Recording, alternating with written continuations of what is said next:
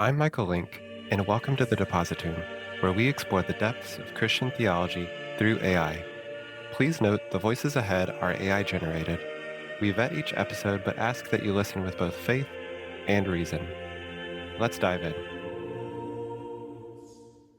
As we prepare for this deep dive into the prologue of The 12 Men Who Changed the World, there's a common myth we really need to shatter for you, the listener. Right. The idea that the apostles were just, made of fundamentally different material than us. Exactly. Their actions were predetermined.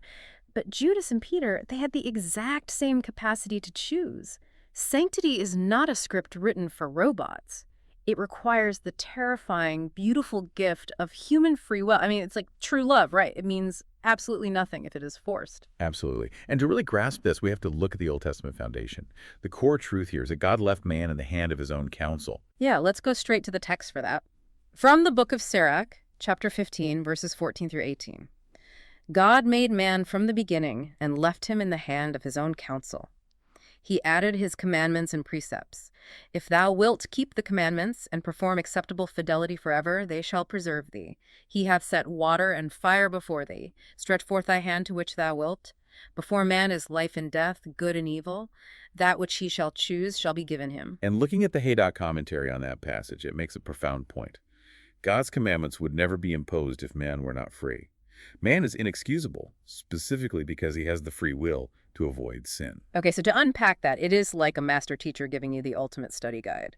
But you still must make the choice to actually take the test. Precisely. And that choice is laid out clearly in the ancient law. Which brings us to the book of Deuteronomy, chapter 30. We're looking at verses 15 and 19. Verse 15, consider that I have set before thee this day life and good, and on the other hand death and evil. And in verse 19, I call heaven and earth to witness this day that I have set before you life and death, blessing and cursing. Choose therefore life, that both thou and thy seed may live. No teacher could more plainly inculcate the liberty of the human will. God sets life and death before us. He invites our active choice, but he absolutely does not force the heart. It's such a stark invitation. If we pivot to the New Testament, we see this concept of synergism. This explains how our free will must cooperate with God's grace. We see this in the epistle to the Philippians, chapter 2, verses 12 through 13. Wherefore, my dearly beloved, as you have always obeyed, not as in my presence only, but much more now in my absence, with fear and trembling work out your salvation. For it is God who worketh in you, both to will and to accomplish, according to his good will. The commentary here is really crucial. We have to work with fear and trembling so we aren't proud, recognizing we can do nothing without God. Yet our free will is not taken away. Right. Otherwise, we wouldn't be commanded to work in the first place. So grace isn't a free ride. It is a partnership where God provides the wind, but we still have to hoist the sails. Exactly. And hoisting those sails is a strict requirement. Let's look at how demanding that is in the epistle of James, chapter 2, verse 14. What shall it profit, my brethren, if a man say he hath faith, but hath not works? Shall faith be able to save him? Verse 17. So faith also, if it have not works, is dead in itself. Verse 24. Do you see that by works a man is justified, and not by faith only? The interpretation here is undeniable. Faith alone will not save anyone. Good works must concur with faith to a man's salvation. Okay, so how does this dogma of cooperation actually finalize? Well, the Catechism of the Council of Trent synthesizes this beautifully into 4 points. First, God gifted man free will at creation. Okay, that's the foundation. Right. Second, after the fall, we lost original justice and desperately need divine grace. We cannot do acceptable actions without it. Because of that fracture. Yes.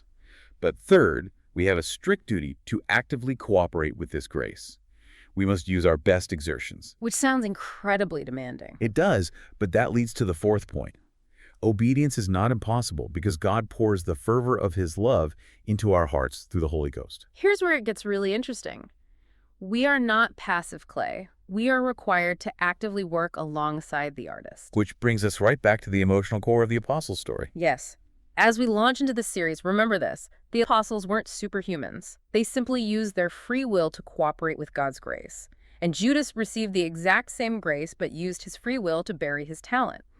God has set before you water and fire, life and death. What will you choose today?